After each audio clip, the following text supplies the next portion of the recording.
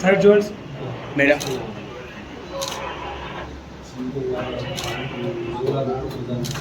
Side brand sir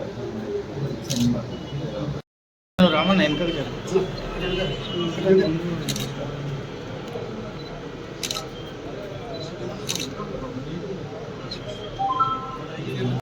కూర్చోండి అందరు.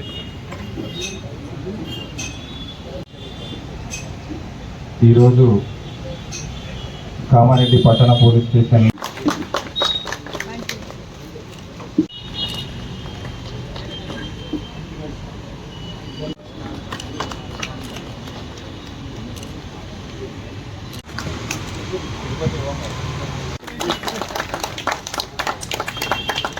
Okay మళ్ళీ మీరు చూడండి.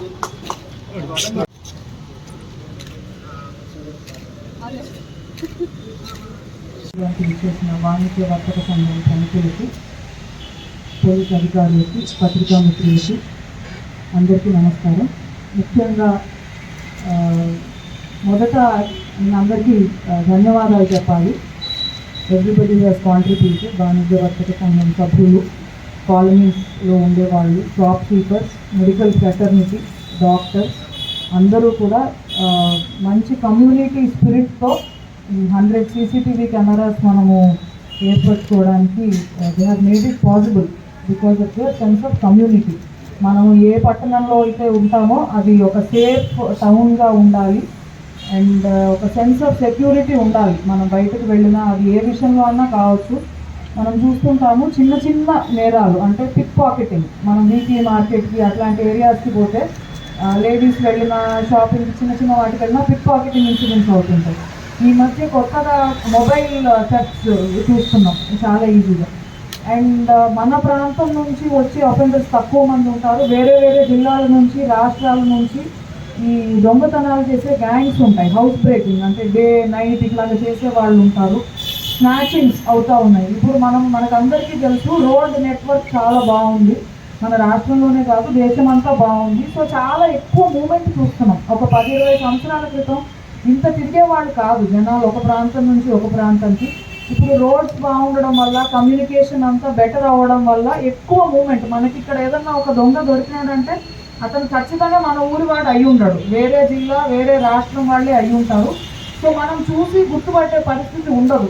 ఇతని పక్కింటి వాడు, పక్క ఊరు వాడు, నేను అప్పుడు చూశాను అని చెప్పే పరిస్థితి అసలు 1 out of 100 కేసెస్లో కూడా ఉండట్లేదు. ప్రాపర్టీ ఆఫెన్సెస్లో పర్టిక్యులర్లీ. ఇదే కాకుండా పిల్లలకి సంబంధించి కొన్ని నేరాలు జరుగుతుంటాయి. మిస్సింగ్ కేసెస్ చాలా చిన్న పిల్లలవి. ఆర్ కొన్ని ప్రాంతాల గురించి స్పెసిఫిక్ కంప్లైంట్ వచ్చిందంటే అక్కడ వెళ్ళే వాళ్ళకి పర్టిక్యులర్గా మహిళలకి ఇబ్బందికరంగా ఉండే సాలిసిటింగ్ యాక్టివిటీస్ కానివ్వండి, కొంతమంది డార్క్ ఏరియాస్లో అలాగ తిరగడము, ఫ్యామిలీస్గా ఇబ్బంది పడుతున్నారు అనే కంప్లైంట్స్ కూడా వస్తున్నాయి. ఈవ్ టీజింగ్ కేసెస్ ఉంటాయి కాలేజెస్, స్కూల్స్ అలాంటి ప్లేసెస్లో.